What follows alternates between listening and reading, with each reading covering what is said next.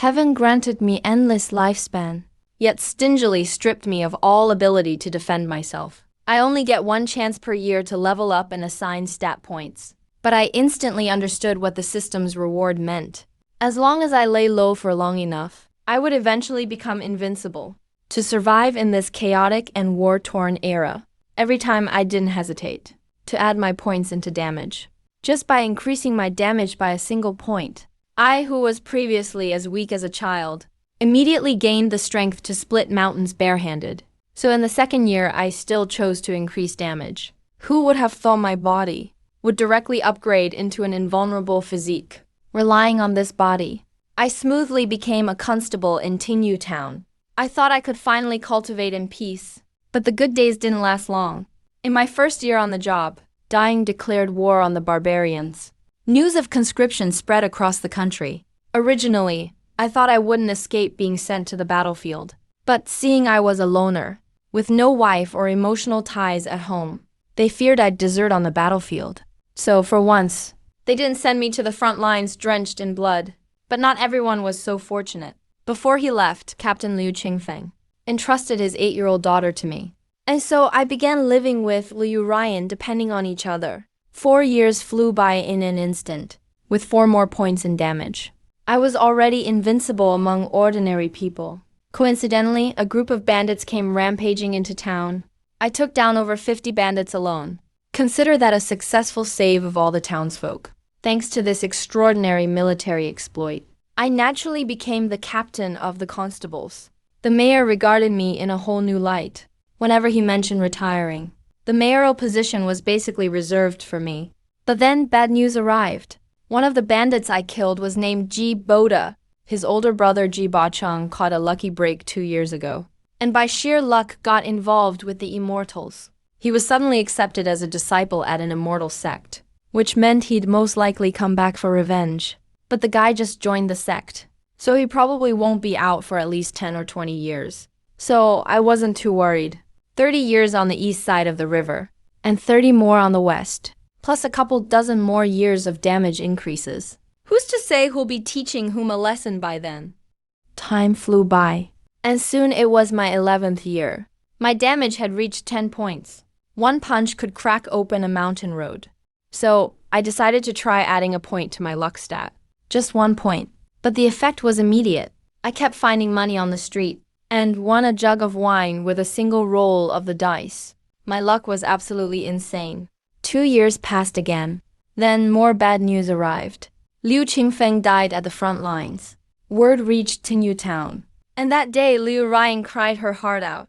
At that moment, something major also happened in town. Several self-proclaimed immortals from Hidden Moon sect suddenly arrived, intending to take in disciples. According to them, they sensed a person with great fortune in the area. Those with great fortune usually have boundless potential ahead, but such people are extremely rare. The last person with such luck was the Hidden Moon sect's founder, Su Meyer. At first, I thought the one they referred to was me, but after testing, I found out it was actually Liu Ryan, whom I'd raised. Liu Ryan didn't refuse the chance to become a core disciple, because after all these years together, he'd long noticed I never aged, and realized I wasn't an ordinary person. To stay with me, he not only agreed to become the sect's sphinxes, but also begged the sect to let me join too. Hidden Moon sect thought it was no big deal at first, but after a test, they discovered my aptitude was that of a no-luck constitution, rare in a century. This kind of physique is extremely ill-fated, and it's said that it can drain the luck of everyone around. The sect's rules strictly forbade accepting such people. And so, I was simply turned away at the door. However, the Hidden Moon folks weren't completely heartless. To settle things, they promised me some compensation. I could pick any cultivation manual, pill, or magic tool I wanted. I thought about it for a long time, and just asked if there was a method to trade lifespan for cultivation. Even the immortal was taken aback by such a self-tormenting request, showing a hint of surprise on his face, but he still searched around and casually tossed me a manual. On the cover were the ancient words, Origin Burning Technique. The immortal then tossed me 2 essence stabilizing pills as extra compensation. He then took Liu Ryan, turned into a streak of light, and vanished into the sky. I opened the manual, and the more I read, the more at ease I felt. This cultivation method seemed tailor-made for me. Trade lifespan for cultivation. 300 years to reach the golden core stage. 3,000 years to become a great power. 30,000 years to become a saint. 300,000 years to become invincible under heaven. Others might feel despair facing such long years, but I originally possessed endless lifespan. The one thing I don't lack is time. When I returned to Tingyu Town, one managed constable duties on the side, while secretly cultivating the origin burning technique. The years slipped away quietly like flowing water. Another 10 years passed. The old mayor retired as promised, and so I became the new mayor of Tingyu Town. These past years, my appearance hadn't changed at all. People around town started gossiping, saying the mayor must have gotten immortal blessings. Once the rumor spread, countless martial artists visited, hoping to become my apprentice, but I politely turned them all down, neither denying nor admitting I had any immortal fate. I simply kept the perfect amount of mystery. Eventually, someone couldn't resist anymore. A few gangs joined forces and set up a test. That day, as I was patrolling the town entrance, a burly, broad-shouldered man with a group of thugs blocked my way, boasting that he wanted to challenge me. I didn't say much, just bent down and stood up from a puddle by the road, and flicked a drop of water with my finger. That single drop carried with it 23 years accumulation of 22 points of damage. In an instant, it sent the man flying 100 meters away. The other thugs turned pale with fright and scrambled away as fast as they could. The onlookers were stunned at first, then erupted in thunderous applause. Sure enough, after making an example that day, Tingyu Town stayed absolutely peaceful. No one else dared test me, and no one dared cause trouble in town. So I continued on as mayor, managing public affairs, and secretly cultivating the origin burning technique. Life was actually pretty steady, but peaceful days never last. One evening, a large group of people marched into Tingyu Town. Leading them was a man in black official robes, with a golden seal at his waist. It was Chun-Li, chief inspector of the Dying Constabulary. When he saw me, he didn't beat around the bush and got straight to the point. Dying has been at war with the barbarians for years. The national treasury is empty, and all our best generals have been killed in battle. I've heard that in Tingyu Town there's a mayor who never ages, and is rumored to possess immortal blessings. I came specifically to invite you to come out of retirement, to help the court turn the tide of battle. I didn't give an immediate answer. Instead, I invited him inside to talk in detail. During the meal, I carefully probed about this world. Chun-Li didn't hide anything. The land we're in is called the lower realm. Spiritual energy here is thin. Cultivators are extremely rare. Those who truly possess godlike powers mostly live in the upper realm. They seldom visit the mortal world. Even when immortals do descend, they usually come and go quickly. They dare not stay for long. This world, for them, seems to have some kind of invisible constraint. Upon hearing this, I started calculating in my mind. Since immortals from the upper realm rarely descend, and cultivators in the lower realm are so scarce, why should I rush into anything? So I politely declined Chun-Li's request, though I have some opportunities. My cultivation is still shallow. It's far from enough to influence a nation. Rather than sending me to die on the front lines, I'd rather stay in Tingyu Town and cultivate peacefully. When my cultivation is strong in the future, I will naturally contribute to the world. Chun-Li listened and stayed silent for a long time. Finally, he sighed. He didn't insist. He left me a constable command token. If you change your mind, you can find me anytime with this token. After sending Chun-Li off, I stood alone at the entrance of the town, watching the departing group. My conviction grew stronger. In these troubled times, the least valuable thing is human life. The most valuable thing is time. And the thing I have the most of is precisely time. So why should I rush into muddy waters?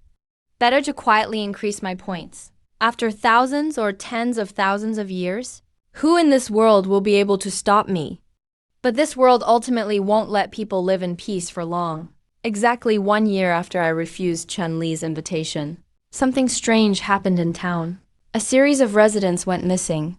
Every few days, bodies were found in the wilderness, all their essence and blood drained, looking like dried corpses. Their deaths were gruesome. People were terrified. As mayor, I personally led an investigation. But I could never find a trace of the culprit. Just as I was about to intensify the investigation, a Taoist priest named Young Suzy passed through Tingyu town. He wore gray robes, holding a compass. This humble priest sensed a heavy demonic aura here, and came specifically to subdue the demon. I didn't want to stir up more trouble, but seeing how confident he was, I let him go. Who knew that would be a final farewell?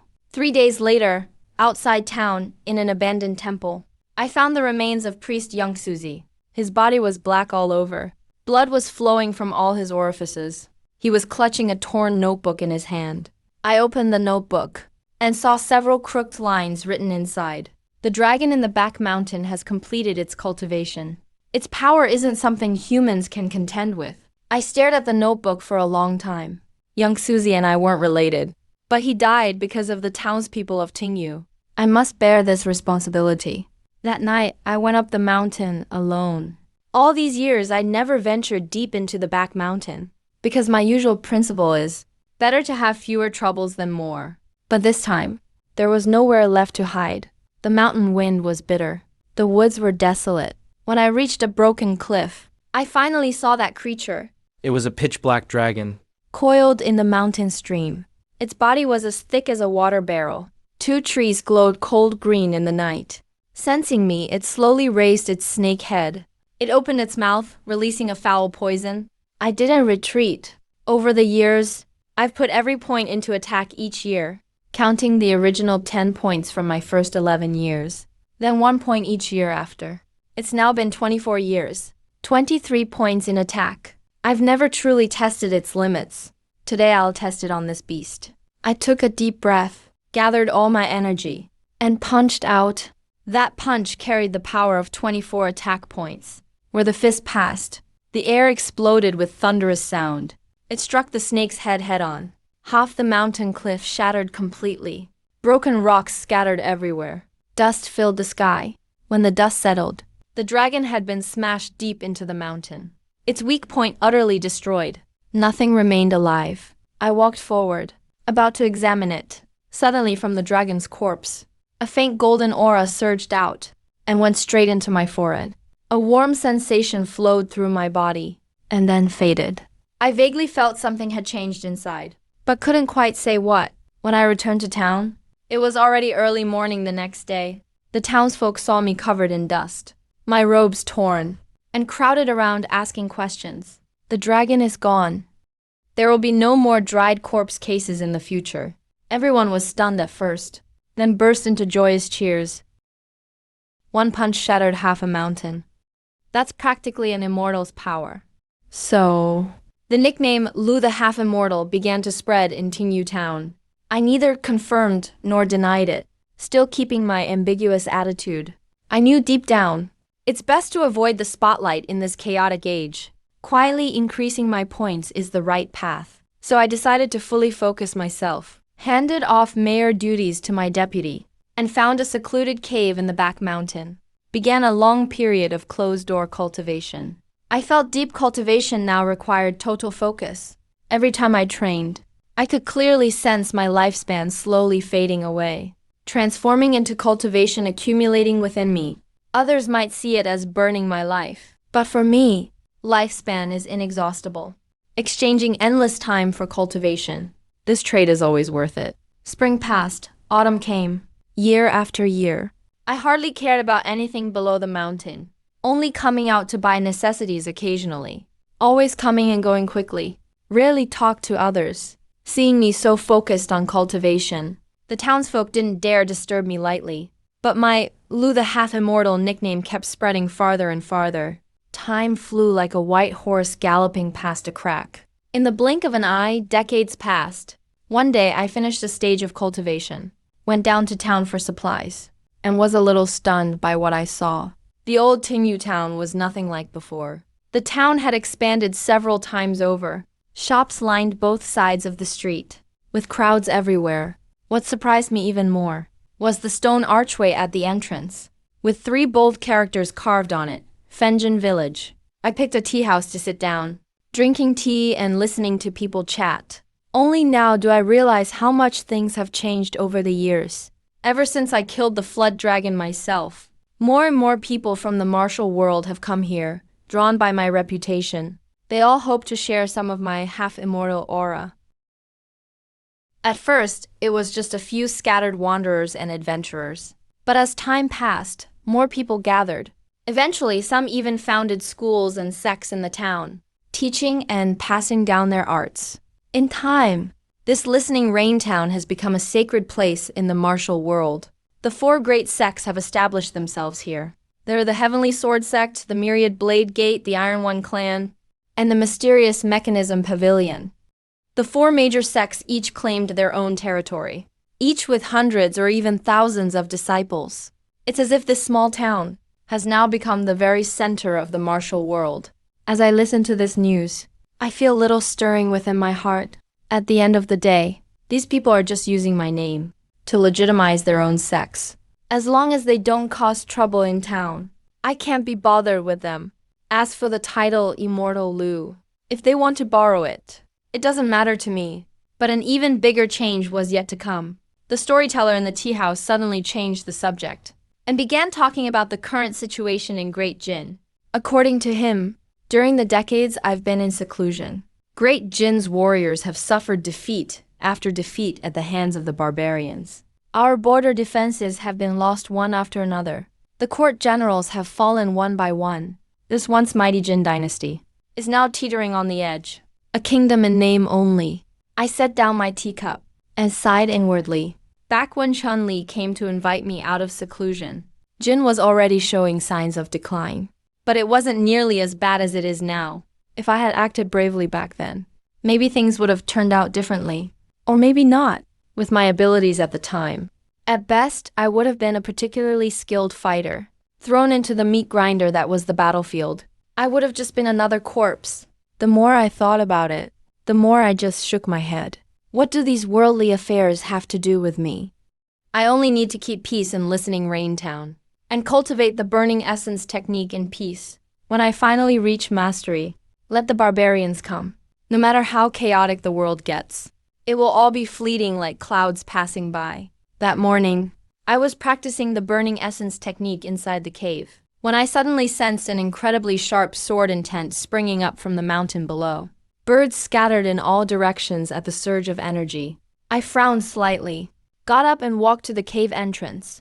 Looking off into the distance, I saw, over by the ferry outside town, a brilliant sword light shot straight down.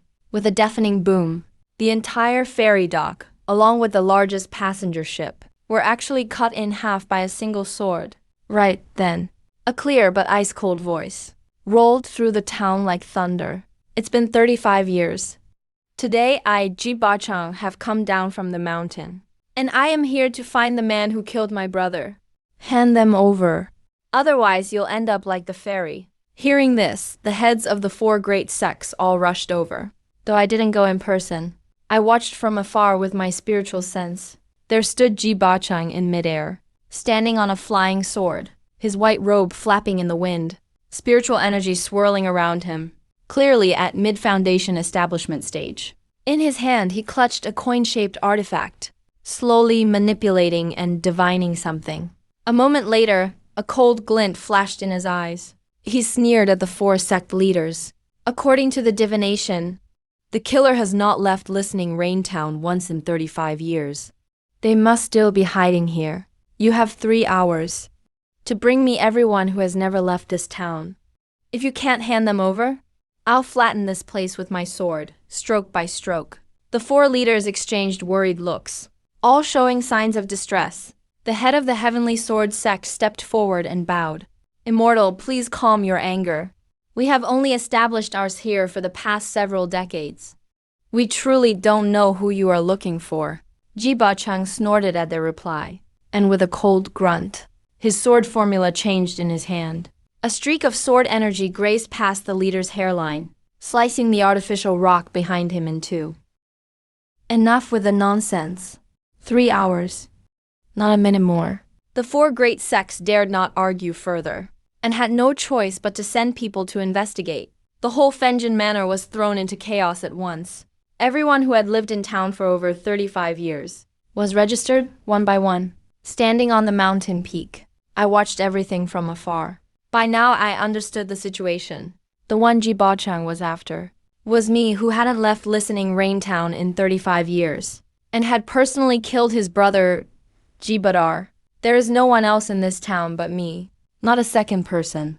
I slowly withdrew my spiritual sense and turned to look at the dusty bronze mirror inside the cave. The face reflected in the mirror was still the same, not a bit different from 35 years ago. I sighed softly and was about to step out of the cave when a thunderous explosion sounded from below the mountain. Ji Ba-chang, seeing that time was up and the four sects still didn't hand over the person, simply swung his sword directly at the back mountain. His sword energy contained all the power of his foundation establishment cultivation, heading straight for the cave where I was secluded. With a great roar, the entire cliff was cut clean in half. Rocks and dust came crashing down. The cave I had secluded myself in for years collapsed in an instant. A white-clad figure slowly descended from mid-air. It was none other than Ji Ba-chang, with a coin-shaped magical artifact in his hand, now glowing with a dim golden light. His gaze swept toward me like lightning, and a cold smile appeared at the corner of his mouth. I've calculated for 35 years. I finally found you. Yes, it was I who killed your brother. So what will you do about it? Hearing this, Ji Ba-chang, His killing intent flared he changed his sword formula. and sent a sword energy containing all his foundation establishment power directly at my chest. I didn't dodge. This body with plus 24 damage resistance is my greatest asset. I took a deep breath and threw a punch to meet the blow. Fist and sword collided. With a deafening boom, the rocks beneath my feet shattered. A sharp pain shot through my arm. I was knocked back several yards. Looking down, I saw a shallow cut on my knuckles. Since I started investing points, this was the first time my body's defenses had been breached. Ji Ba-chang frowned slightly, apparently surprised as well that a mortal like me could take a blow from him head-on. You do have some skill, but in the end, you're still just a mortal. Before he finished speaking, his sword split into three and attacked from three directions at once. I dared not be careless, using all my strength to weave and dodge, throwing punch after punch, clashing directly with the sword energy. But each strike sent my blood surging, and I was left with several more wounds. Just then, a long-lost voice suddenly echoed in my mind. Ding, host. Immortal lifespan system. 100 years later, the Heavenly Dao add point mode will activate. At that time, I can add points to damage, luck, and defense simultaneously. I was shaken to the core. This system, silent for so many years, has awakened at this moment. I need to survive another century. But right now, facing Ji Ba-chang, I don't even know if I can make it through this incense stick's time. Another sword strike comes at me. I twist aside to dodge it, but a chunk of flesh is sliced off my shoulder. Blood instantly soaks through my robe. No, I have to run. If I keep fighting head-on like this, I won't last 10 moves. So I fight while retreating. I deliberately expose a gap in my defenses. Ji Ba-chang falls for it as expected. His sword thrust misses its mark. I take the chance to spin around, rushing into the depths of the mountain forest. Think you can run? Let's see if you can escape. I ignore him and focus on running, using every bit of strength to weave through the woods. I've lived in this back mountain for decades. Every tree and blade of grass is familiar to me. But Ji Ba-chang just arrived. And no matter how strong his cultivation, it's only natural I'd leave him behind for a while. But I know in my heart, this is only a temporary measure. Soon he'll catch up again. I have to come up with a way to shake him off for good, or rather find something to hold him back. Suddenly, a place flashes through my mind. Deep in the back mountain, there's that ancient sealed ruin. I've stumbled across it before by accident. The aura leaking from the seal is savagely intense. Even I don't dare get close to it. If I could lure Ji Ba-chang there, maybe the thing sealed inside might hold him down. With that decision made, I changed direction and dashed toward the ruins. Behind me, the sound of sword energy flying grows closer and closer. Ji Bachang is obviously right on my tail. You think hiding in the woods means I can't find you? My tracking artifact has already locked onto your presence. I curse under my breath, but dare not slow my pace. At last a cliff appears up ahead. Below the cliff is where that ancient seal lies. I leap down, landing steadily at the edge of the ruins. Ji Bachang is right behind me. He barely touches down before frowning. This aura? It's an ancient demon beast. He doesn't hesitate. He swings his sword at me. I dodge aside, backing off toward the depths of the seal. Within the seal, a massive, pitch-black beast is crouched on the ground. It looks like a giant lion, but has 3 heads. Dark purple chains coil all around its body. Right now it seems to sense living beings in its domain, slowly opening its 6 blood-red eyes. Ji Bachang's expression changes. Soul Eater Beast, how dare you lure me here? I say nothing, just keep retreating toward the Soul Eater Beast. Ji Bachang hesitates only a moment, but in the end still follows. He can't let me escape, just like I can't die here. Just as the Soul Eater Beast is about to lash out, I suddenly turn around, summoning all the strength I have left, and punch straight at the heart of the seal. That punch carries 25 points of damage, cracking open the seal. The moment the chains snap, the beast lets out a thunderous roar. All 3 heads lunge at Ji Bachang. His face turns ashen, and he is forced to fight with all his might. Taking advantage of this distraction, I push myself to the limit and escape from the other side of the ruins. I have no idea how long I've been running. All I know is my legs are totally numb. But by the time I finally make it back to the cave ruins, the sky is already turning white with dawn.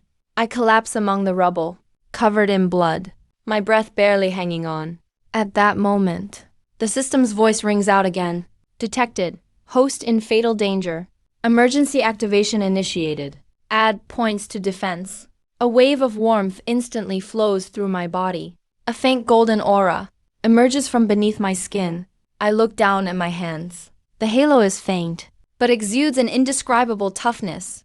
I mutter to myself, another 100 years. How am I supposed to survive another 100 years? Before I finish the thought, a furious roar erupts from the direction of the ruins. Hot on its heels is Ji Bachang's furious shout. Lu Changsheng, I'll tear you to pieces. I slowly lift my head, looking toward the sunlit forest, yet my heart is oddly calm. Today I survived, and tomorrow I'll do it again. If 1 year won't do, then 10. If 10 won't, then 100, 1,000. I dragged my battered body, lying among the ruins for a full 3 days. In these 3 days, I barely slept at all, because from the direction of the ruins, the Soul Eater Beast's furious roars and Ji Bachang's sword clashing could still be heard from time to time. Not until dawn on the 4th day did all the sounds finally disappear completely. I don't know if the Soul Eater Beast was slain, or if Ji Bachang just chose to retreat. But one thing's for sure, I'm safe for now. Pushing myself to my feet, my wounds have scabbed over thanks to the defense boost. That faint gold aura has faded, but I can clearly feel my body is tougher than ever. Such is the benefit of the defense boost. I tidy myself up simply, then head down the mountain. The streets of Fanjin Manor are still bustling, but there's an undercurrent beneath the liveliness. I find a tea house to sit down in, order a pot of tea, and quietly listen to the chatter around me. Some say Ji Bachang was entangled by a fierce beast, his fate unknown. Some blame all this trouble on me, that no one else should have been dragged into it, while others speak in my defense, reminding everyone of my feat of shattering a mountain with one punch. I hold my teacup, my face impassive, but in my heart, everything is clear. I can no longer stay in Fanjin Manor. It is human nature to seek advantages and avoid harm. I never expect others to take a hit for me. As I was thinking, I saw a disciple of the Heavenly Sword sect running past the door with a panicked look on his face. I put down the money for my tea, got up, and took a walk around the outskirts of the town. As expected, I discovered that the leaders of the 4 major sects were meeting in secret. With my current hearing, I could clearly hear their conversation even through a wall. that Lu Shangsheng has provoked a disciple of an immortal sect. There's no need for us to die with him. But the reason we could establish our sects here in Fenjin Manor is because of his reputation. This is burning bridges. Is reputation more important, or is your life? Weigh that for yourself. After their discussion, they decided that if Ji Bachang attacked again, they would simply hand me over to save themselves. As for using my reputation to establish their sects, that debt of gratitude meant nothing when compared to their lives. I didn't listen any further, turned around and left. I had already figured out exactly what these people were thinking. They feared my strength, so they didn't dare to move against me openly. But if Ji Bachang really did attack again, they would certainly, without hesitation, push me out to take the blow. Since that's the case, it's better to leave early. I returned to the cave, simply packed my bags, and brought the Fenyuan art manual and some dry rations. Before leaving, I looked back at Fenjin Manor, where I had lived for decades. There wasn't much attachment in my heart. There weren't many people in this world I cared about, and most of them were already gone. I headed south all the way, walking toward the direction of the southern wilderness. The terrain there is complex, and the population is sparse. It is a good place to hide from trouble. After walking for about 2 days, I stopped in front of a deserted village. The village had clearly been abandoned for many years. Wild grass grew among the ruined walls. I had intended to bypass it, but suddenly caught a faint scent. It was the unique aroma of immortal sect pills. I slowed my pace and walked into the village. Rounding a collapsed mud wall, I saw a woman in white, squatting by the well to draw water. Her figure was slender, yet it carried a familiar aura. She seemed to sense my arrival, and slowly turned around. The moment our eyes met, I saw a face both familiar and strange. It was Liu Ryan. She was much taller than she had been 30 years ago. The innocence of youth had faded from her features, replaced by a bit of cold, ethereal celestial grace. But those eyes hadn't changed.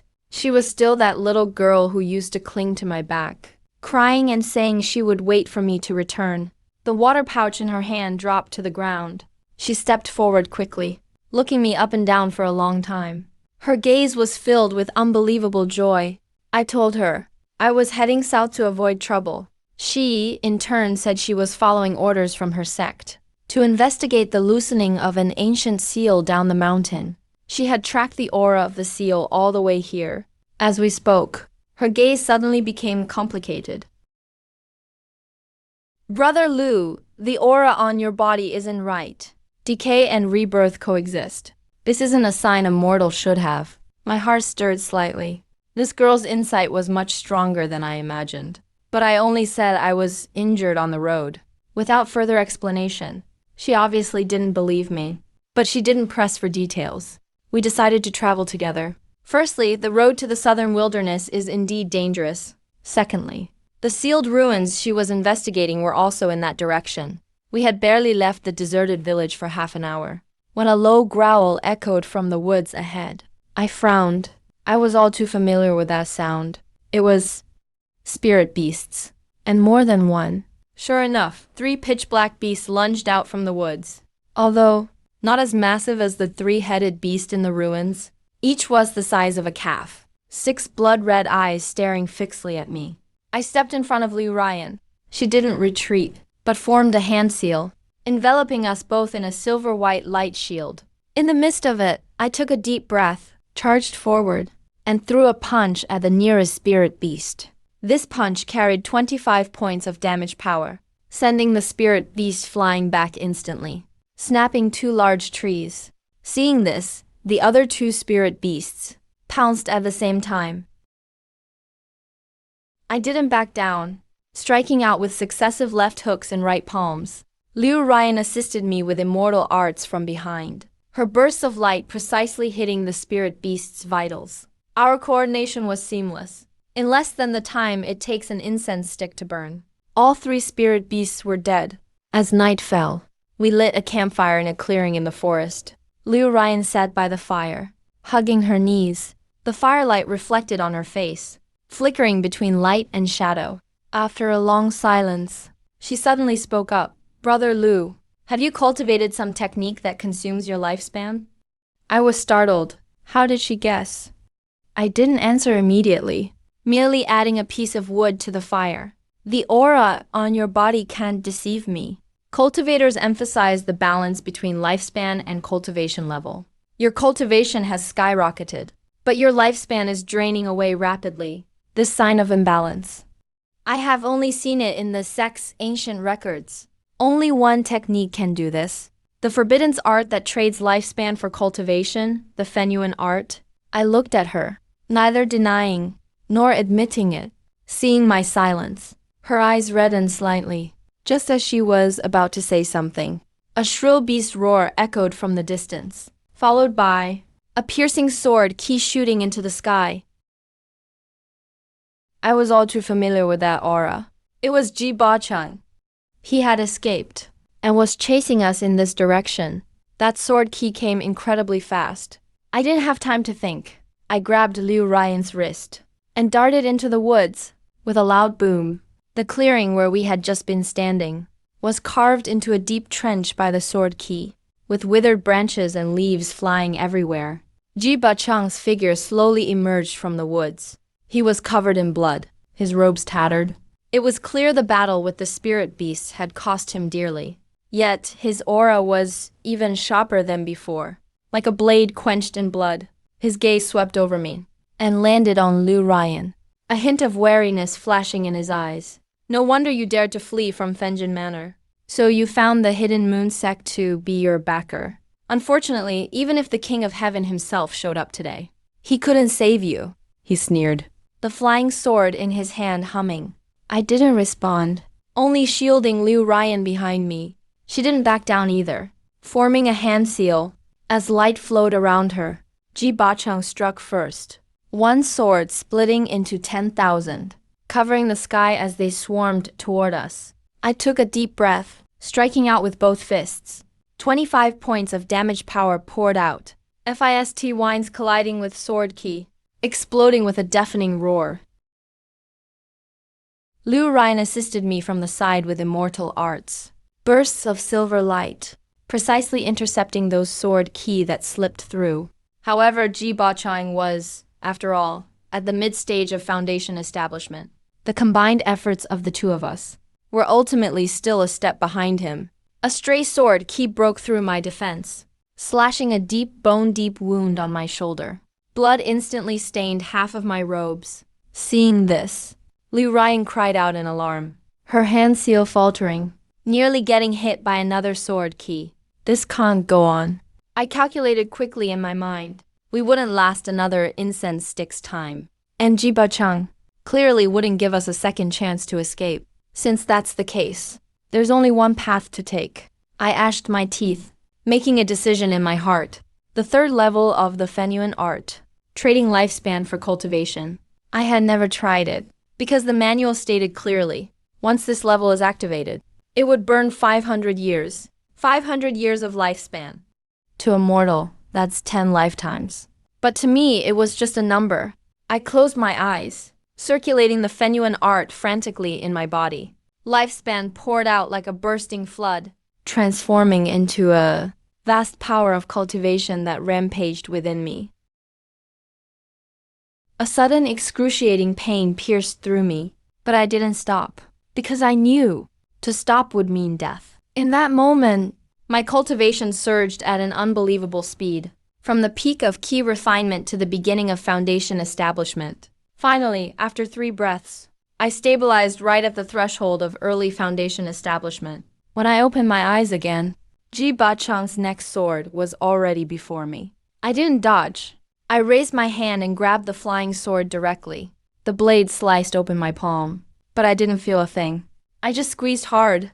With a crack, the flying sword that had followed Ji Ba-chang for decades was crushed to pieces in my hand. Ji Ba-chang's face changed dramatically. Impossible! I gave him no time to react. I stepped forward and moved in close.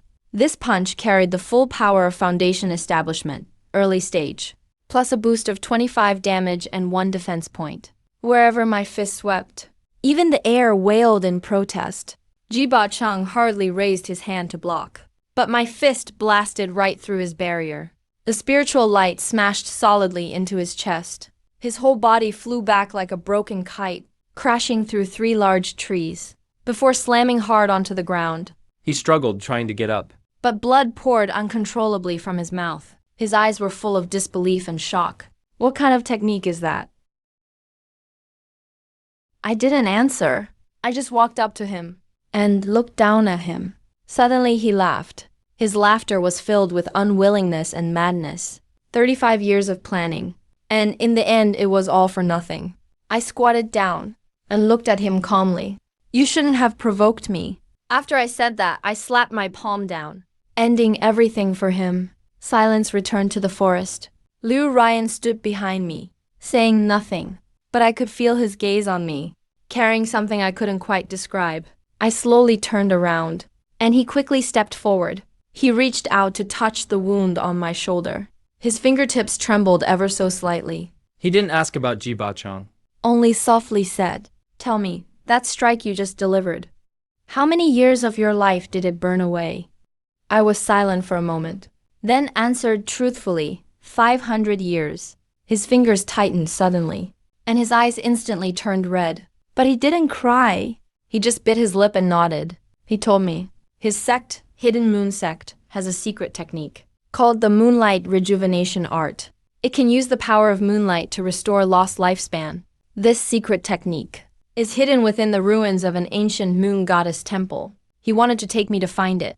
I didn't refuse, because I knew, in my current condition, the next time I faced a tough enemy, I would have to burn even more of my lifespan.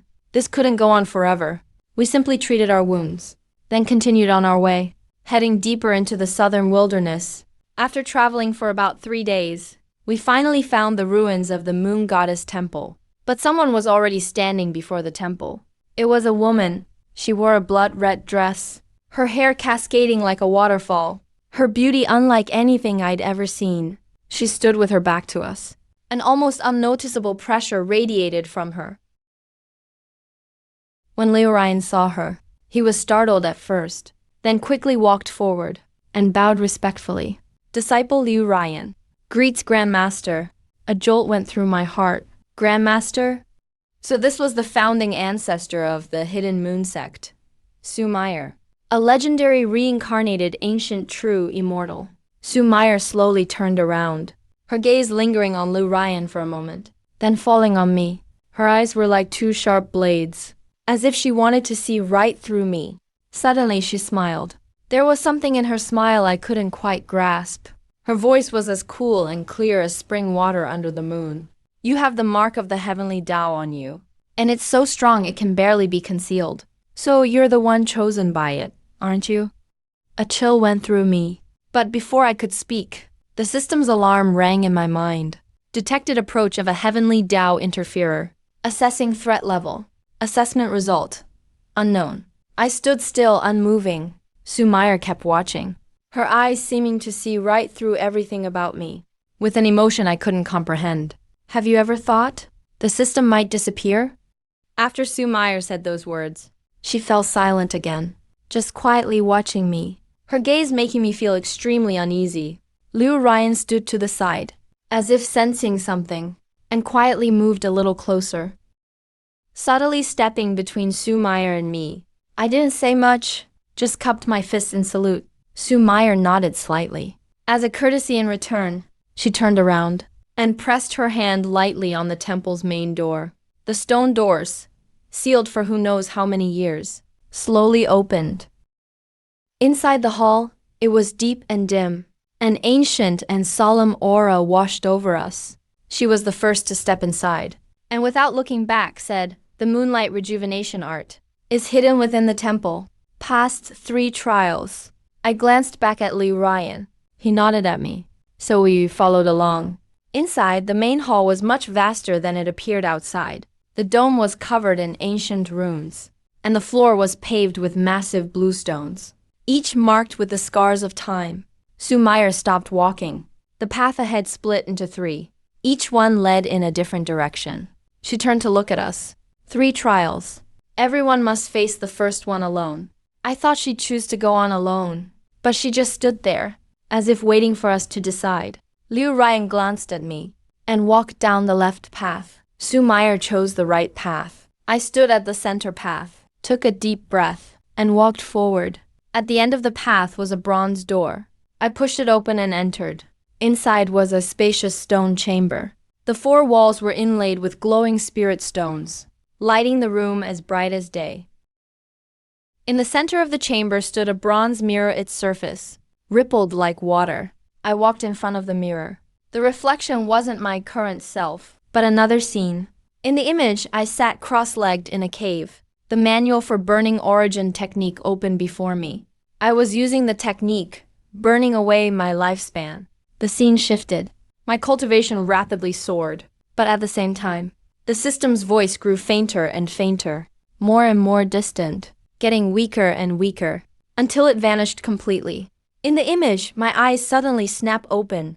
There's an expression on my face that I've never seen before. It's fear, pure fear. Instinctively, I reach out to touch the mirror, but in an instant the reflected image shatters, turning into countless points of light. Everything suddenly becomes calm again. The red mirror remains standing in place, as if nothing ever happened. I stood there in silence for a long time. The message in the mirror was telling me the system would disappear. That thought pierced my heart like a thorn. I had never considered this before. Or maybe I'd been deliberately avoiding this question all along. But in this moment, it was laid out bare in front of me. I took a deep breath, pressing those messy thoughts down, then turned and walked out of the stone chamber. When I returned to the main hall, Liu Ryan was already waiting there. His eyes were slightly red. When he saw me, he quickly walked over. He didn't say what he'd been through. He just quietly stood by my side. A moment later, Su Meyer also walked out from that path. His face looked normal, but there was a trace of exhaustion in his eyes. He didn't look at me. He just said blandly, "The first trial is over. Next is the second one." Before he finished speaking, there was a deep rumbling from the back of the hall. A massive puppet stepped out from the darkness. The puppet was cast entirely from some unknown metal. It stood at least 30 feet tall. Golden spiritual light flowed all over its body. Every step it took made the ground tremble. A core formation pressure emanated from its body. It felt like a mountain pressing on my chest. Su Meyer glanced at the puppet and was the first to make a move. With a wave of her hand, a dark red band of light shot out from her sleeve, coiling around the puppet's arms like a spirit snake. The puppet let out a furious roar. Its arms shook, and it actually managed to shake off that band of light a little. I didn't hesitate at all. Taking a step forward, moving swiftly upward, I threw a punch at the puppet's knee joint. 25 points of damage, combined with my early foundation establishment cultivation. That punch made the puppet's body stagger. Liu Ryan behind me formed a hand seal. Streams of gleaming light landed precisely on the gaps of the puppet's joints, slowing its movements. Seeing this, Su Meyer struck again.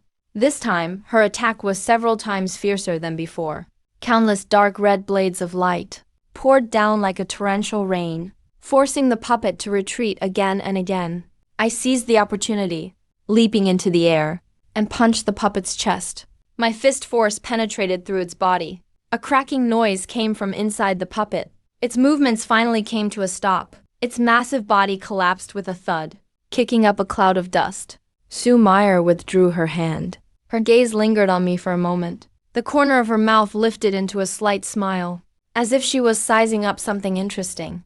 I paid no mind to her gaze, and simply turned to look at Liu Ryan, making sure she wasn't hurt. Liu Ryan shook her head at me, but her eyes drifted past me and landed on Su Meyer, with an emotion I couldn't quite read. Su Meyer seemed to sense the look. She simply smiled indifferently, then turned and walked deeper into the great hall. The entrance to the third trial was a stone door.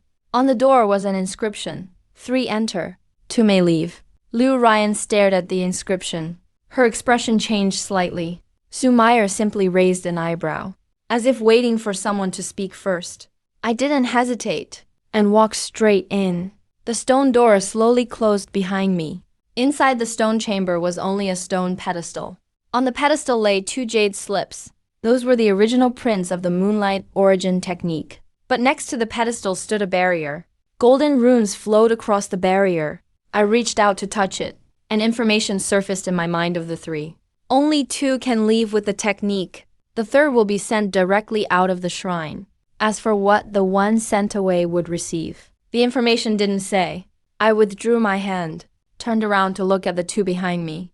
Liu Ryan bit her lip. Without saying a word, her gaze fell on me, filled with stubborn determination. Sue Meyer leaned against the stone wall, arms folded. She looked at me with a half smile, as if waiting for my decision. I didn't say much more, just walked to the pedestal and picked up both jade slips, then turned and walked up to Liu Ryan and pushed the jade slip into her hand. I moved to Sue Meyer next and handed her the second jade slip. Sue Meyer didn't follow the gesture. Her eyes flashed with surprise as she looked at me. I spoke calmly. I'm not even a disciple of your sect. If only two can have it, then let it be you two. After saying that, I placed the jade slip at Sue Meyer's feet and walked towards the barrier. Suddenly, Sue Meyer reached out to block me. She moved so quickly, I didn't even have time to react. She glanced down at the jade slip by her feet, then looked up at me. The strange emotion in her eyes grew stronger. She didn't say anything more, just formed another hand seal. A dark red light burst from her fingertip and poured into both jade slips. Moments later, she had 3 jade slips in her hand and tossed one to Liu Ryan, one to me, and kept the last one for herself. She turned away and walked out the stone door. At the doorway, she suddenly stopped, without turning around. She said something with her back to me. That thing used to be mine. I stood where I was, my mind blank. And then, the system's alarm sounded like a thunderclap. Elemental Master Aura detected nearby. System at risk of total transfer. Danger level being recalculated. I gripped tightly, the sword in my hand, watching Sumei's figure vanish. My heart churned with raging waves. Her words hit my heart like a stone plunging into a deep pool. I stood there for a long time, unmoving. The system's alarms echoed in my mind. The piercing beeps made my temples throb, but I quickly suppressed the agitation and turned to follow. By the time I stepped out of the moon shrine, dawn was already breaking on the horizon. Sue Meyer hadn't gone far. She stood with her hands behind her back by a cliff near the temple. Her red dress swayed slightly in the morning breeze. Liu Ryan trailed behind me. Her gaze flicked back and forth between me and Sue Meyer, her eyes full of growing confusion and unease. I stopped beside Sue Meyer. She didn't turn around, just stared at the brightening sky in the distance. After a moment of silence, she finally spoke. In her past life, she was a messenger under the heavenly Tao, responsible for overseeing the 3 realms and maintaining order of heaven and earth. But through countless ages, she came to realize something. The heavenly Tao is not truly fair or impartial. It's nothing but a cold, rigid set of rules. To maintain its own stability, it will, without hesitation, erase anyone that threatens the balance. She once rebelled, and as a result lost her position as messenger, falling to the mortal realm, reincarnating and cultivating anew. The system was crafted by her in her past life, using all her cultivation. It's called the longevity artifact. She had one mission: to find someone with innate talent and grant them endless lifespan, using time so long even heaven itself couldn't interfere, to let them grow step by step until they could break the shackles of fate itself. At this point, she finally turned to look at me. The teasing and scrutiny in her eyes were gone, replaced by a rare seriousness. You are the chosen one, the endless lifespan system, and the cemetery, all seemingly coincidences. None of it was accidental. She set all of this up long before her last life ended. Liu Ryan stood beside me, her body trembling, her voice quivering uncontrollably. She demanded of Sue Meyer, from beginning to end, was everything part of your plan? Brother Zhu was just a chess piece in your hand. There is no such thing as a lucky chance for nothing in this world. Every gain already comes with its price. Liu Ryan's eyes turned red. She clenched her fists, fingernails digging into her palm. She didn't care about fate or destiny. She only knew that all these years, I struggled alone in the mortal world, burning my own lifespan, fighting with those who wanted me dead. And the one responsible for all of this turned out to be her own ancestor master. This was something she couldn't accept. I said nothing, just stood there quietly, watching the two women before me. One, the elder who brought me from the mortal world to the sect. The other, the daughter of an old friend whom I've watched over since childhood. Their argument is about me. But at this moment, I'm surprisingly calm, just because I've long outgrown the age when I get angry over such things. No matter where the system comes from, no matter who set up this game, one thing is clear to me. I fought for my life with my own fists. Every bit of lifespan is something I burned myself. Every wound is one that I endured on my own. Sue Meyer is looking at me. A trace of surprise flashes in her eyes. Liu Ryan is also stunned. She didn't expect me to say something like this. Since heaven wants to erase me, then let it try. It's not decided yet who's going to live or die. Sue Meyer suddenly smiled. There was a hint of relief and emotion in that smile. I really didn't choose the wrong person. Before she even finished speaking, her expression suddenly changed drastically. She sharply looked up to the sky.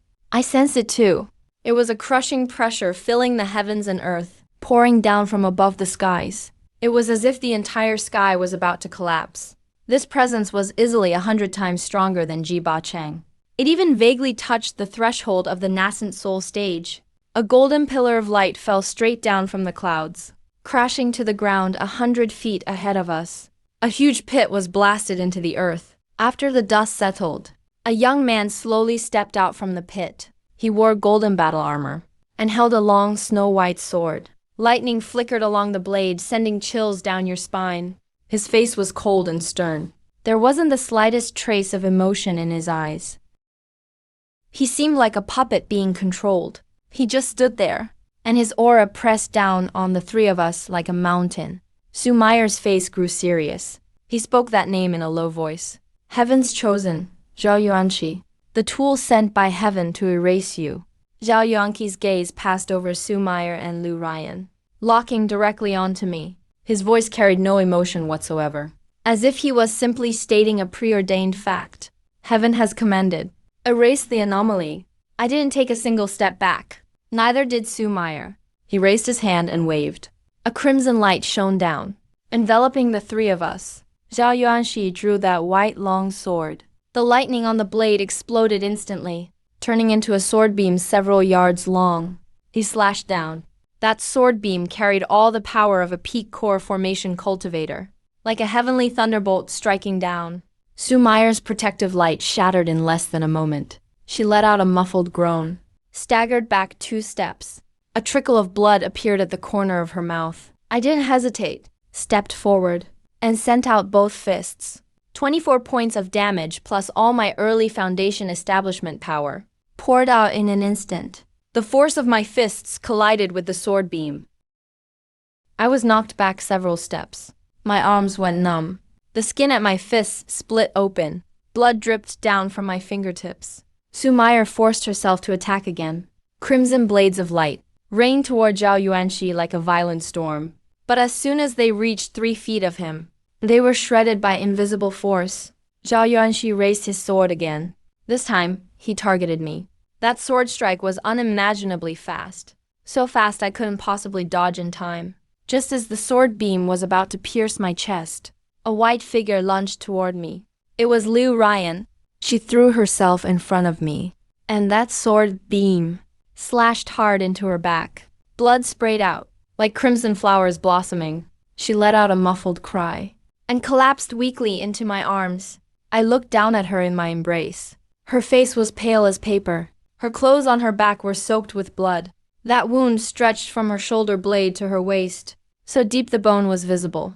She lifted her head to look at me. Her lips parted slightly. She wanted to speak, but couldn't form a complete sentence anymore. All I could see was her tear-filled eyes. The emotion in them was far too complicated. I held her close. It felt as if all the blood in my body froze at that moment. A kind of feeling I'd never had before surged up from the depths of my heart. It wasn't anger, but something even more primal and violent. It burned through me, all sanity gone, every bit of careful calculation gone. Right at this moment, the system alert exploded in my mind.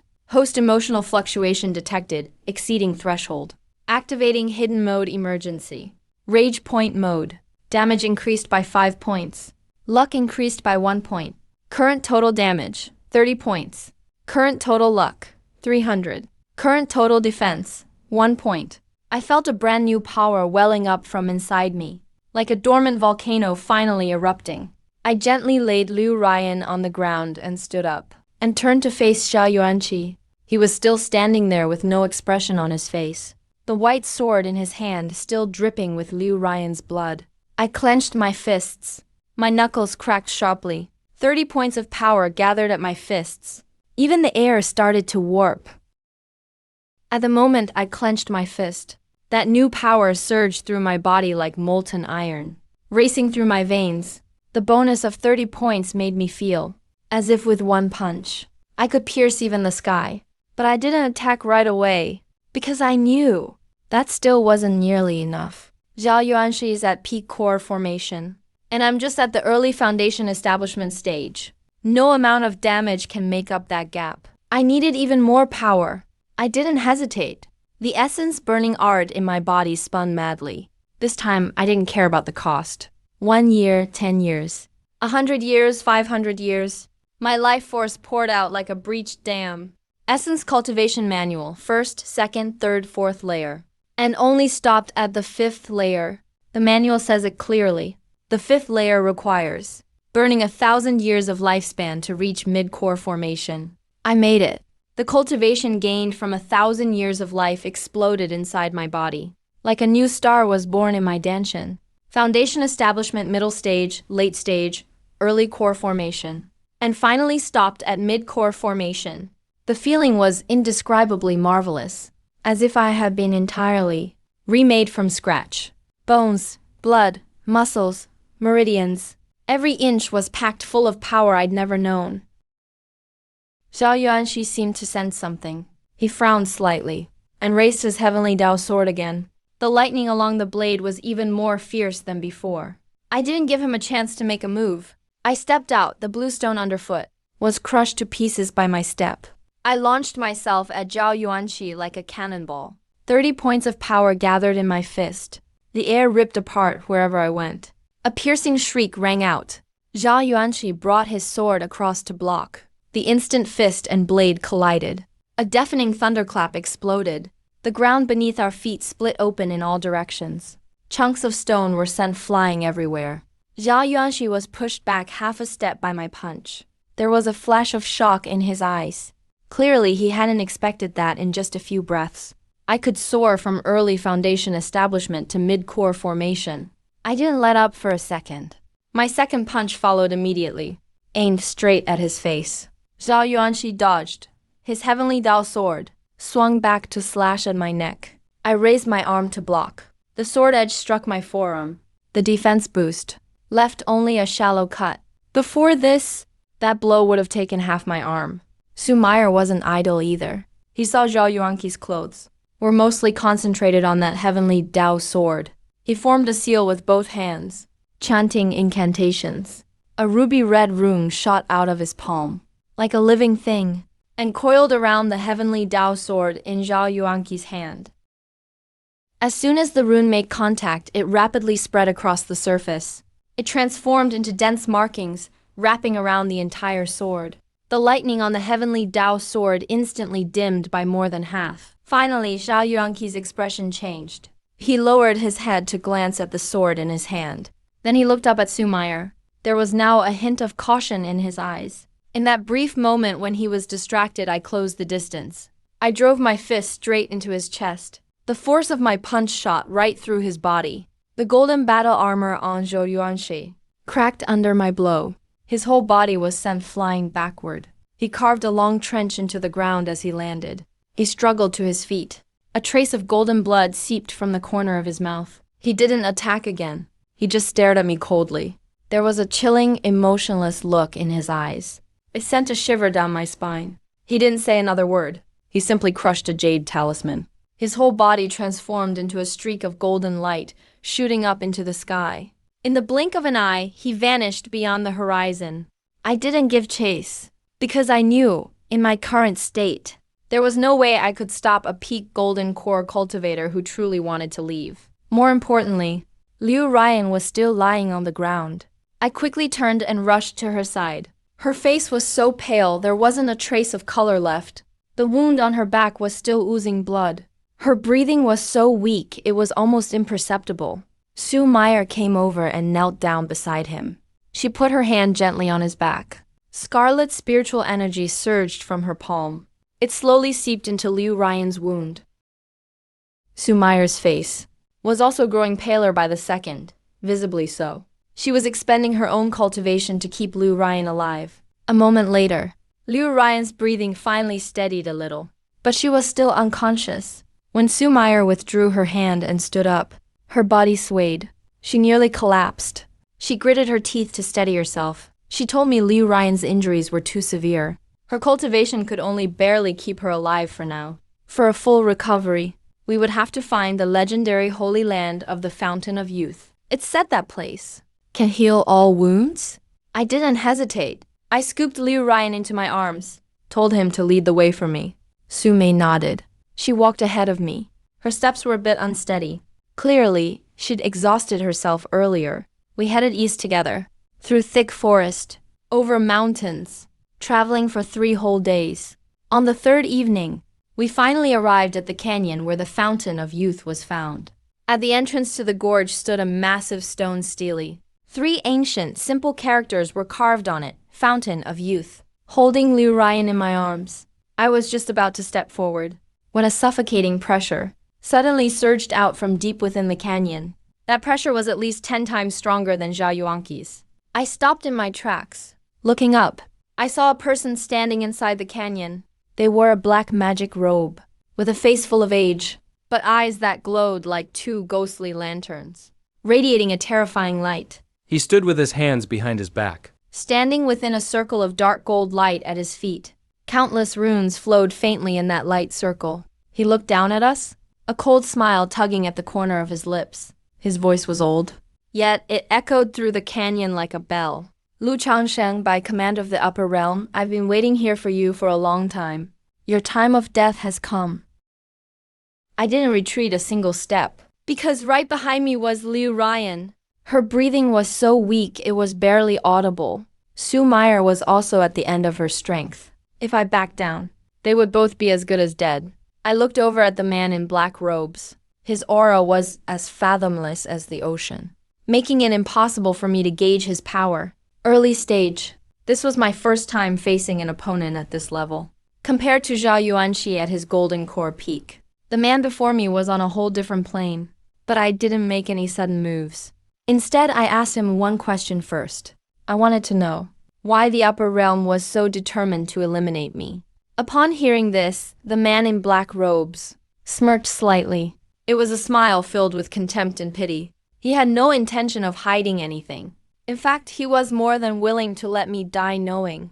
His name was Tuo Badao. He was the grand priest worshipped for generations by the demon clan. But his true identity went far beyond that. The heavenly Tao keeps the balance of the 3 realms, with its own set of rules. And I was the greatest anomaly to those rules. A person with infinite longevity, and the potential to break the shackles of the heavenly Tao, would be enough to overturn the whole cosmic order. Those exalted beings in the upper realm had already seen all of this coming. They would never allow a second Sumerian to appear, much less allow the rise of someone even more dangerous than Sumerian to grow powerful. That's why he came, carrying the will of the upper realm, carrying the mission to destroy me. I asked no further questions, because the answer was already perfectly clear. I wasn't some anomaly chosen by the heavenly Tao. I was a variable the heavenly Tao feared. The difference between these 2 things meant they'd never give me any chance. I glanced down at Liu Ryan in my arms, then looked at the pale-faced Sue Meyer at my side. Then I gently laid Liu Ryan down on the ground. I stood up straight. The burning origin technique in my body circulated once again. This time, I didn't care about the cost. A year, 100 years, 1,000 years, all not enough. Because now I was facing an early nascent soul stage opponent. I needed even more lifespan, and more cultivation. So I directly burned a full 10,000 years of lifespan. The burning origin technique finally reached the peak of the 6th level. At the same time, my cultivation reached the golden core peak. The aura of golden core peak erupted from my body. The ground beneath my feet cracked inch by inch from the shock. Debris and dust were blasted up by the shockwave. Before settling back down, Tuoba Yuan looked at me, a flicker of surprise in his eyes. But it was just a flicker, because between Golden Core Peak and early nascent soul, there was an uncrossable chasm. He knew this. So did I. I didn't take even a step back. I unleashed 30 points of damage, erupting with my full Golden Core Peak level cultivation simultaneously. That punch carried the force to shatter mountains and split the earth, and drove straight for Tuoba Dao's face. Tuoba Dao raised his hand and pressed down lightly. A dark golden barrier appeared before him. My fist slammed into that barrier, like smashing into an iron mountain. It didn't budge an inch. He waved his other hand, and a tidal force sent me flying back several yards. I caught myself. My arms had gone numb. My fists split open, blood dripping from my fingertips. Tuoba Dao didn't pursue him, only stood where he was, giving me a look like a cat toying with a mouse. You truly are gifted. Golden Core Peak traded for 10,000 years of life. There's not another like you in all three realms. But no matter how great your talent, it's not enough to bridge the gap between Golden Core and nascent soul. I didn't argue back, because what he said was true. But I didn't give up. After all, to give up is to die. Suddenly, Sumair moved. He pulled out a tattered talisman from his chest. The talisman was only palm-sized. It was dark gold all over, covered with runes I couldn't understand. He held the talisman with trembling fingers. His fingers were slightly shaking. This is the last Heavenly Dao Fragment talisman I left behind in my past life. It can only be used once, and it can only suppress Tuoba Yao for 3 breaths. Is 3 breaths enough? That's enough. Sumer didn't hesitate anymore. He released the fragment talisman. A dark golden light burst out instantly. It turned into a pillar of light, enveloping Tuoba Yuan. Tuoba Yao's expression changed dramatically. He found that his spiritual power was completely frozen at that moment. I seized this one and only chance. I didn't keep throwing punches. Instead, I did something Tuoba Yao never could have expected. I silently recited in my mind. System, assign all available upgrade points for this year. To luck. Luck increased by 10 points. Current total luck, 13 points. Luck is maxed out. Breakthrough achieved. At that moment, I felt a kind of indefinable change. It was as if some invisible force in the world began to favor me. Just as Tuoba Yuan was about to break free from the suppression of the fragment talisman, in the very last breath, the fountain of youth erupted. The entire canyon started to shake. The spring water from the fountain of youth was stirred as if by a giant invisible hand, shooting straight up to the sky as a pillar of water. Lin Chao arrived. That overwhelming spiritual power, so intense it was suffocating, burst out from the spring like a tsunami, sweeping across the whole canyon. Tuoba Yuan was hit head-on by Lin Chao, and his whole body was sent flying like a kite with a broken string, disappearing on the distant horizon. I stood amidst the spiritual tide. That pure, extreme spiritual energy rushed madly into my body, assaulting the bottleneck of my Golden Core Peak. Excruciating pain surged up, but I gritted my teeth and didn't step back at all. After 3 breaths, the bottleneck shattered. The aura of the early nascent soul stage burst out from within me, merging with the spiritual tide. In that moment, I felt as if I had become one with the entire world. The raging tide gradually subsides. I turn and walk over to Lu Ryan. I pick her up and place her in the everlasting spring. The spring water bathes her wounds. Those horrifying scars begin to heal at a speed visible to the naked eye. Her complexion slowly returns to rosy. Sue Meyer also comes to the edge of the spring. She watches Lu Ryan's injuries improve. Her tense expression finally relaxes. Just then, a massive rift suddenly splits open in the sky above. A golden thunderbolt descends from the crack. It comes crashing straight down at me. It's fate's divine retribution, trying to erase me here for good. I know I can't escape. I stand by the everlasting spring, looking up at that golden lightning. I unleash all the cultivation I have at the early nascent soul stage. 30 points of damage, 13 points of luck, 1 point of defense. That's everything I've got. The first heavenly lightning strikes down. I withstand it with sheer force. My whole body is scorched, Flesh splits open everywhere. The second heavenly lightning quickly follows. It's even fiercer than the first one. I grit my teeth. My lifespan burns wildly inside me, healing the body ravaged by the heavenly thunder. The third, fourth, and fifth bolts follow. Each one is even more terrifying than the last. But there is one thing the lightning cannot destroy, and that's my endless lifespan. If the heavenly lightning destroys my body, I rebuild it with my lifespan. If 1 time isn't enough, then 10 times. If 10 times isn't enough, then 100 times. When the 9th bolt strikes down, the entire ravine is illuminated by golden thunder. I stand there, covered in blood. My robe has long since turned to ashes, but I didn't fall. The tribulation disperses. The rift in the sky slowly closes. A system notification rings out in my mind. Host has successfully overcome the heavenly tribulation. System upgraded to heavenly Dow point allocation mode. You can now improve damage, luck, and defense simultaneously. I feel my inner power climbing again. Nascent Soul early stage, Nascent Soul middle stage. It finally settles steadily at Nascent Soul middle stage. I'm just about to breathe a sigh of relief when another system notification rings out. This time, the voice sounds colder and more mechanical than before. There's a hint of icy machine tone. A new mission has been generated. Defeat the incarnation of heaven within a century. Otherwise, the world will be destroyed. I stand by the everlasting spring, looking at the rift in the sky as it slowly closes. I silently do the math in my mind. 100 years others may think. It's an impossible mission. But I'm different. I have the system's point allocation. I have the burning origin technique. An endless supply of lifespan. More importantly, I've just found a way that's even faster than simply burning lifespan for leveling up. And that's luck. When my luck is maxed out, opportunities in the world just come knocking on their own. The spiritual tide of the everlasting spring is the best proof. I just need to find more opportunities, then combine them with the burning origin technique and system point allocation.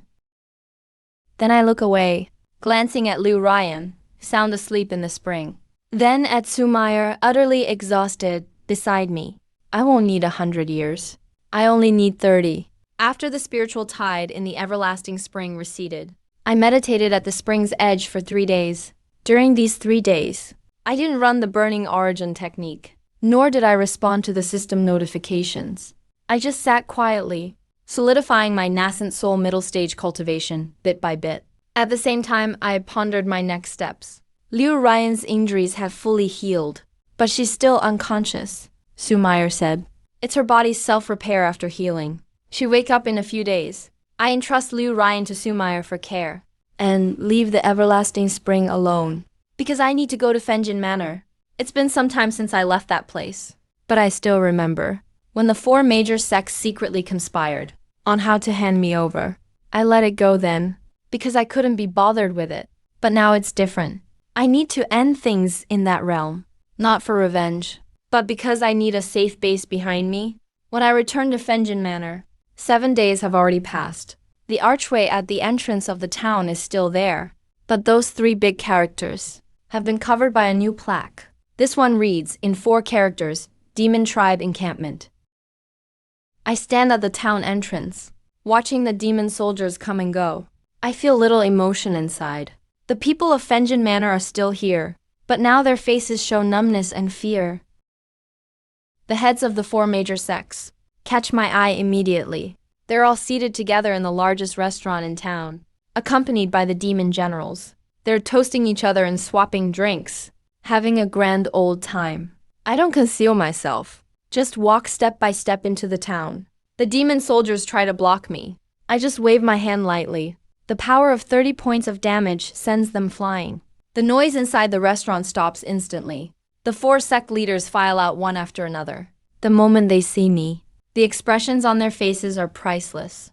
The Celestial Sword sect leader reacts first. He forces a smile and walks towards me, saying, Immortal Lu is back. That's wonderful. Fenjin Manor really needs someone like you watching over us. I don't look at him. I just glance at the demon token hanging from his waist. The leader of the Myriad Blade sect goes along with him, claiming that the 4 sects are only temporarily putting on a show with the demons, just to ensure the safety of Fenjin Manor's people. I still say nothing. Just walk to the open space in front of the restaurant and stop. The Iron Fist gang's leader sees that I'm unmoved. His face gradually changes. He steps back, his hand on the hilt at his waist. The master of the secrets pavilion quietly crushes a communication jade. I know he's calling for backup, but I don't stop him, because that saves me the trouble of hunting them down one by one. Moments later, hundreds of elite demon cavalry pour in from outside the town, surrounding the whole street tightly. The leading demon general sits atop a tall horse, shouting at me in a rough, heavily accented voice. He says Fenjin Manor belongs to the demons now. And if I know what's good for me, I should surrender. I don't answer. He just bends down to pick up a stone from the ground and flicks it with his fingers. That stone, imbued with middle nascent soul power, instantly pierces the general's chest, then continues on, blasting through dozens more cavalry behind him. Before finally embedding in a distant wall, the remaining demon soldiers are stunned. The 4 sect leaders are also frozen. They finally realize the man standing before them is no longer the Lu Bangxian, who once shattered a mountain with one punch. I don't give them much time to think. Stepping forward, my figure threads through the crowd like a ghost. 30 points of damage, plus my middle nascent soul cultivation. Every punch was a fatal blow. It only took the time of an incense stick. Not a single demon clan soldier was left standing. The heads of the 4 great sects knelt on the ground, trembling with fear. I didn't kill them. I just told them to take their disciples and get out of Fenjin Manor. They are never allowed to return. They fled, scrambling and crawling away. The people of Fenjin Manor walked out of their homes to look at me. Their eyes were filled with complex emotions. I didn't say much more. I just had the Demon Clan's camp plaque at the entrance of the town taken down and put up the Fenjin Manor sign again. After I finished all this, I went back to the cave behind the mountain. Liu Ryan was already awake. He and Su Meyer had both returned to Fenjin Manor. Su Meyer looked at the town I had taken back, and a hint of approval flashed in his eyes. He said just defending Fenjin Manor was far from enough. The Demon Clan's army could return at any moment. Heaven itself wouldn't give me much more time. We needed a force, one strong enough to fight against the Demon Clan, and to defy Heaven. He suggested forming the Alliance of Eternal Life, with Fenjin Manor as its base, recruiting heroes from all over the world. After discussing it with him, we made the decision. Liu Ryan volunteered to be responsible for the Alliance's daily affairs, which he managed well. In just a few short months, he shaped Fenjin Manor into a fortress. Heroes from all directions came to join us. The Alliance of Eternal Life expanded at an astonishing rate. But I didn't take much part in these matters, because I had more important things to do. That was cultivating, to defeat the incarnation of Heaven within 100 years. This mission weighed on my heart like a mountain. I had to find a way to level up even faster than burning lifespan. The spirit herb from the Fountain of Youth inspired me. After maxing out my luck attribute, opportunities from heaven and earth would come to me on their own. Since that's the case, I no longer needed to shut myself away and train endlessly like before. Relentless seclusion and cultivation were no longer necessary. I left Fenjin Manor. I traveled the world alone, with my enhanced luck. I encountered opportunities wherever I went, once by an unnamed brook. I picked up an ancient jade slip. Inside was a long-lost body refinement technique. Another time, wandering the wild mountains, I accidentally entered the painting grounds of an ancient immortal. I obtained a gourd containing an elixir that could help a nascent soul cultivator break through their bottleneck. I even bought a broken immortal sword at an unremarkable marketplace. For just a few taels of silver, the sword sealed within it the intent and inheritance of an ancient sword cultivator. In the past, I would never have even dreamed of these things. Such fortune was unthinkable to me before. But after my luck grew, they seemed as if they had eyes, coming to me on their own. I traveled, cultivated, and used the system's yearly attribute points to boost damage, luck, and defense respectively. After 30 years, my stats were damage 50, luck 20, defense 30. My cultivation had reached the peak of mastery. Only one more step remained to ascend to immortality. just as I was about to enter seclusion and attempt to break through to true immortal. The manifestation of heaven arrived prematurely. He gave me no time to prepare, no chance to catch my breath. He simply tore open the firmament and slowly emerged from the rift. This embodiment of heaven had no definite form, just a mass of pure, blinding light. Within that radiance, I felt a power strong enough to crush stars. He said I was never meant to exist, that I had broken the balance of the three realms, and that he would erase this artwork by his own hand. I said nothing, just stood up slowly, and channeled all my cultivation at the peak of mastery. 50 points of damage, 20 points of luck, 30 points of defense. These were everything I had accumulated over 30 years. The embodiment of heaven raised his hand, and a pillar of light powerful enough to destroy all things blasted toward me. I didn't dodge, because I knew this punch would be the answer to my life. I clenched my fist and threw a punch. The power of 50 damage points gathered in my fist, unleashing all my cultivation at the peak of mastery. With luck amplifying me, my punch struck precisely at the embodiment's weakest point. With defense boosting me, the pillar of light was torn apart 3 feet in front of me, forcefully ripped open. Heaven and earth shook as my punch collided with the pillar, making the entire world tremble. The embodiment's mass of light quaked violently, cracks spreading across his form. I grit my teeth and landed another punch. With a thunderous crash, the embodiment shattered, turning into countless motes of light and dissipating between heaven and earth. In that moment, the true heaven was gravely injured, and the 3 realms trembled. The system notification boomed in my mind. Host has defeated the embodiment of heaven. System permissions fully unlocked. Host has become the new master of heaven. I didn't feel ecstatic, nor did I feel relieved. I just felt like a heavy burden had settled on my shoulders. I stepped onto the 9th heaven, with 10,000 miles of mountains at my feet, and rivers like misty rain below. At some point, Sume had come up behind me, standing on either side. I didn't look back, just kept gazing at this world. I originally only wanted to survive in this world, yet somehow became part of the heavens. The system's final notification sounded, with a weariness I'd never heard before. Host has become a true immortal. System mission complete.